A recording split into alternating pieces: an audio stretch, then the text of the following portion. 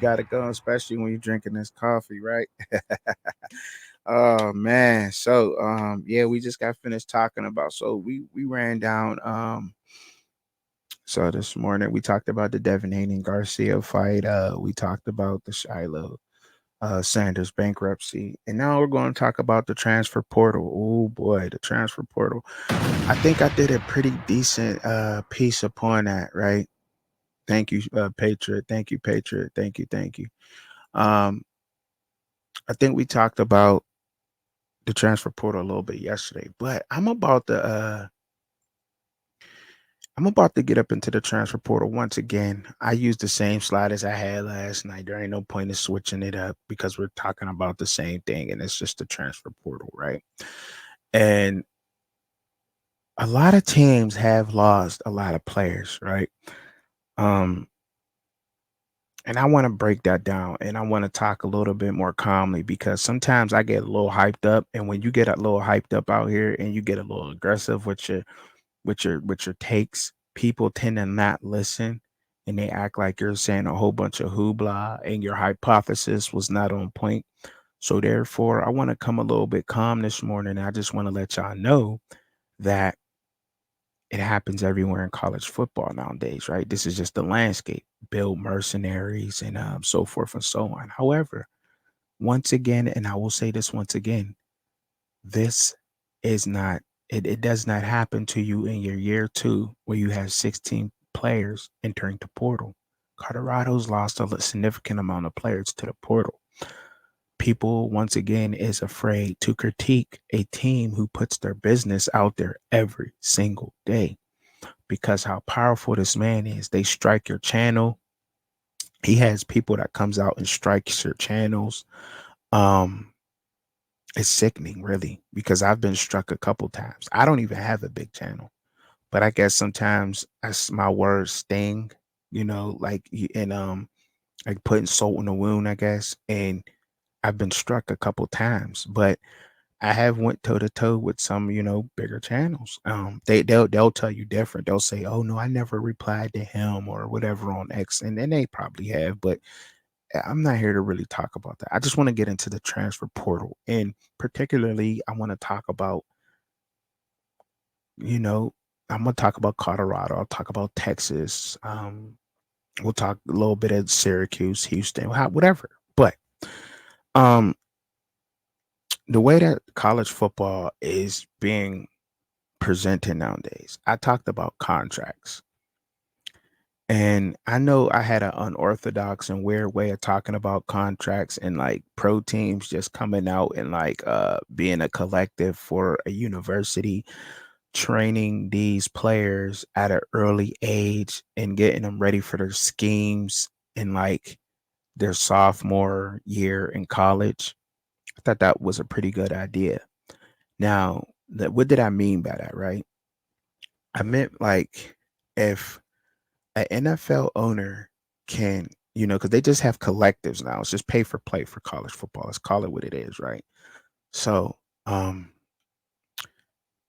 Roonies, I'll use my Steelers for example. They are eyeing a linebacker out of Iowa.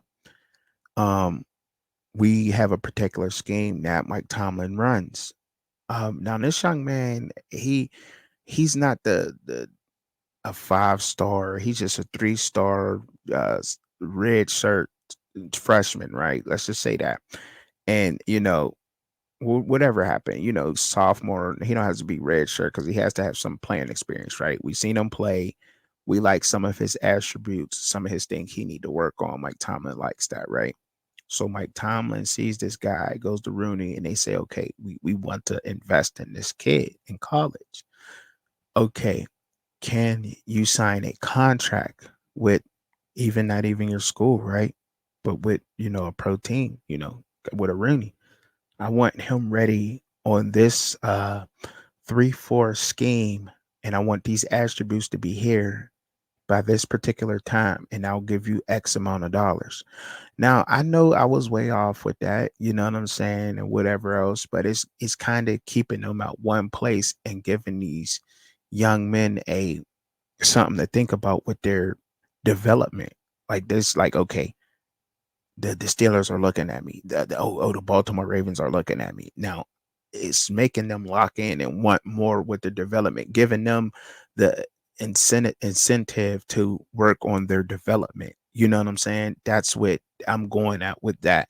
Now, as far as the contracts, it's the only way that the universities are going to be able to give their head coaches, baseball managers, hockey. What is a hockey? Is it a head coach or is it a hockey manager? I don't know. I don't want to disrespect the sport. I respect that. It's a tough sport. But any sport that's a team sport in college basketball, it'll give these coaches a peace of mind. Now, I've also said this. Now, people said, well, how would this work? Well, you got the university, you got your athletic director, right? You have your athletic director at the top, and then you have hockey, baseball, basketball, football. Each head coach or manager of that team at that university would be acting as the GM for that sport, right? Because some of them, that's pretty much what they do now. They have a lot of commercial shoots. Some head coaches, and they can't be their hands on with their players because they got so much going on, commercials, other things that goes along with the business of being a head coach. I'm not sure, but there's a lot of things that can get a head coach tied up, and that's why they have staff. That's why they have offense and defensive coordinators. That's why they have linemen, analysts, and defensive line coaches, linebacker coaches, cornerback coaches, safety coaches, kicker coaches. You know what I mean? That's why they have so many coaches on the staff, because the head coach does more than just be a head coach. Call it what it is. He acts as the GM already of that sport for that university, right? He just reports that back to the athletic director. Now, now that would work, right? So now you just got to sign contracts, because that's the only way that's going to slow down now. And like I said, it's just not for the universities. It's going to benefit both parties, because now the young man or young woman don't have to worry about, you know, because I don't think they can kick them out of school for injuries no more. But they don't have to worry about going anywhere. You just got to stay and develop.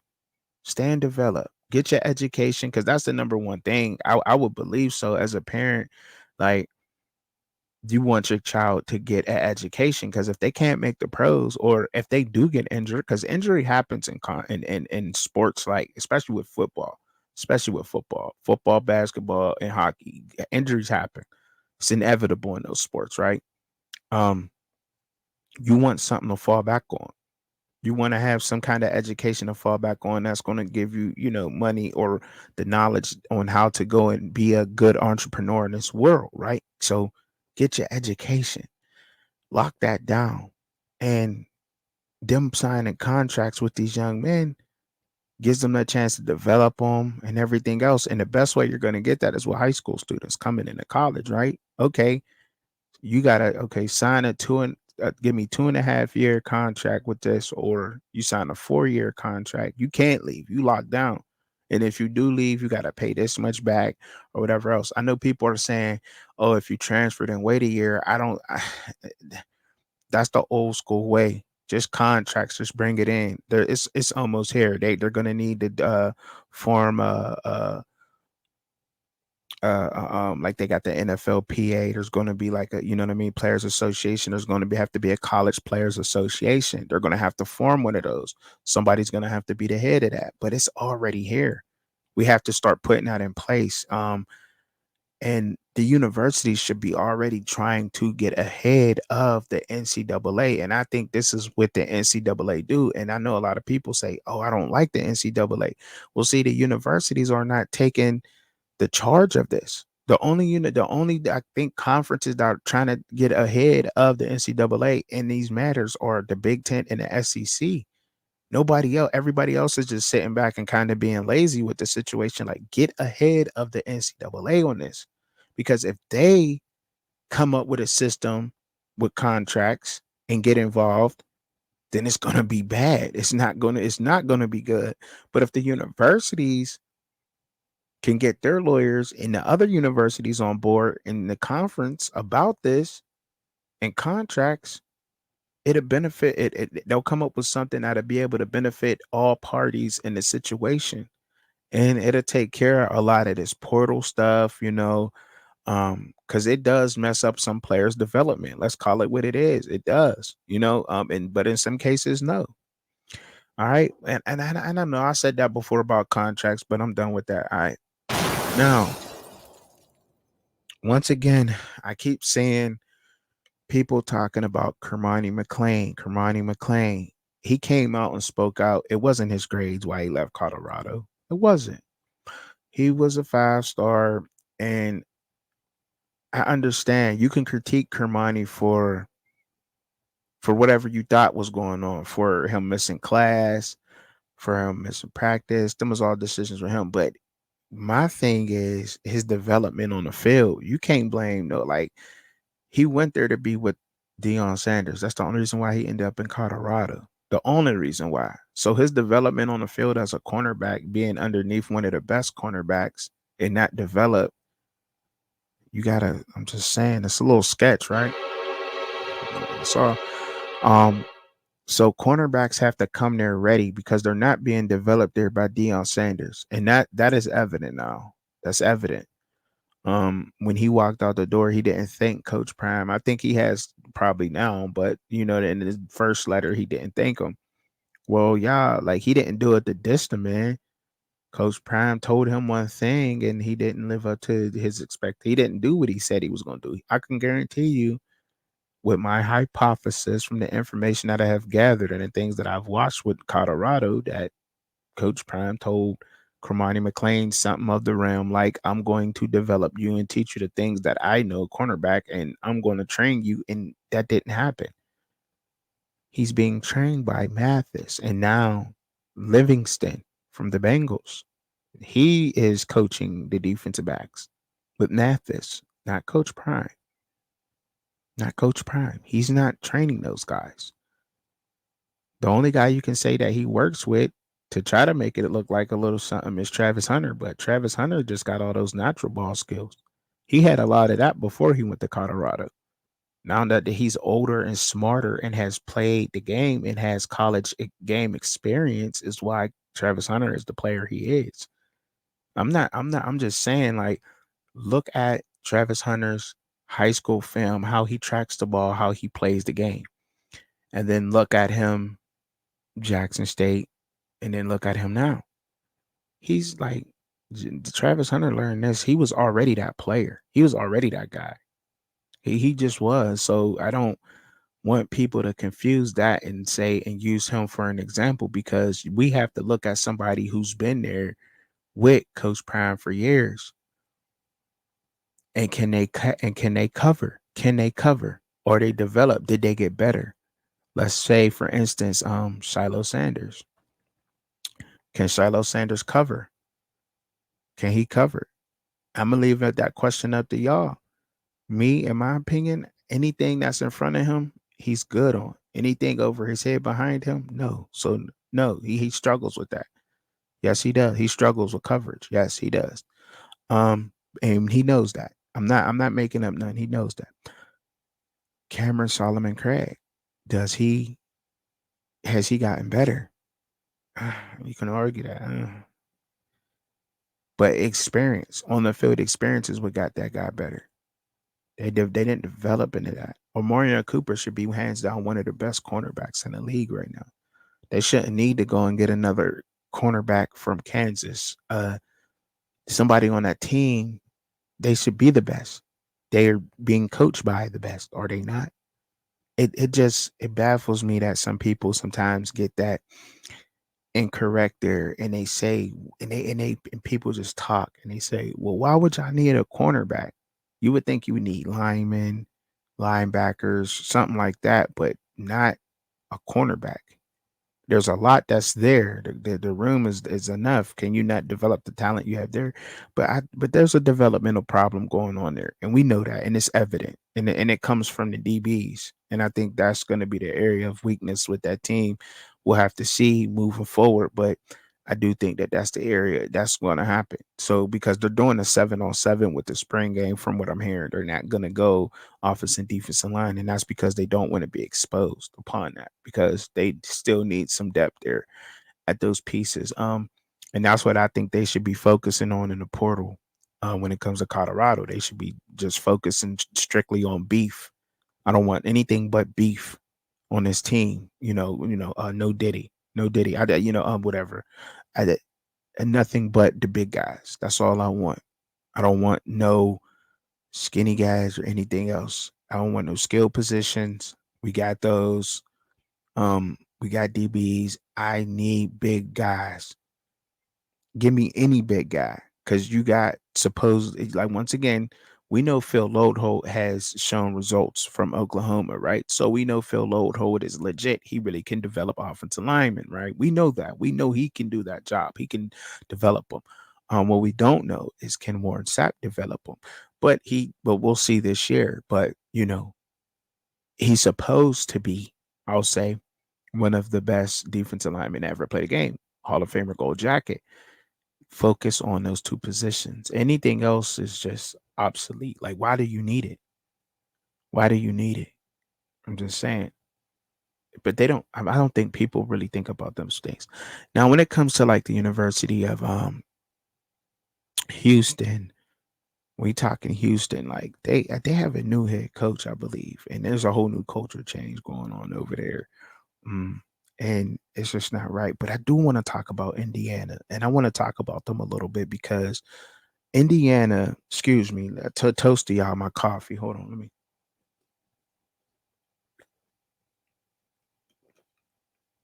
Indiana, is great, man. I like what Kurt Signetti's doing. He came over from James Madison University, Dukes. He went and grabbed this big 6'5", 6'6". I think he's like 6'6", truly 6'7" quarterback named Curtis Ryuk from the Ohio Bobcats. Yes, the Ohio Bobcats. He played in the MAC championship game, went head to head with DeQuan Finn. DeQuan Finn is one of the quarterbacks that's now down at Baylor in the Big 12. And this big guy, Curtis Ryuk, he can move. Like, I think his movement is a little bit underrated because he was in a MAC level competition. And, and I don't want to talk about the MAC and the level competition and say that it's trash because it's not. It's not. Khalil Mack came from the MAC from Buffalo. But so I'm not gonna sit there and diss. I'm not, talent is talent, right? If you got it, you got it. And but Curtis Ryuk is a quarterback that I think that is finally going to get his chance to play against some air quote higher level of competition. 6'6", 6'7" tall, could spin it, could move, and Kurt Signetti got him over there at Indiana University. And I'm telling you, Indiana didn't have the year that they wanted to have last year. But I think under Signetti, they are going to be one of those teams that will be able to ruin your season if you do not play on their A game. Because one thing you know about him, he's going to most definitely build culture there, and those guys are going to be ready to play ball. It's all good. It's all good, Cuban Dumas. It's all good, my guy. You're good.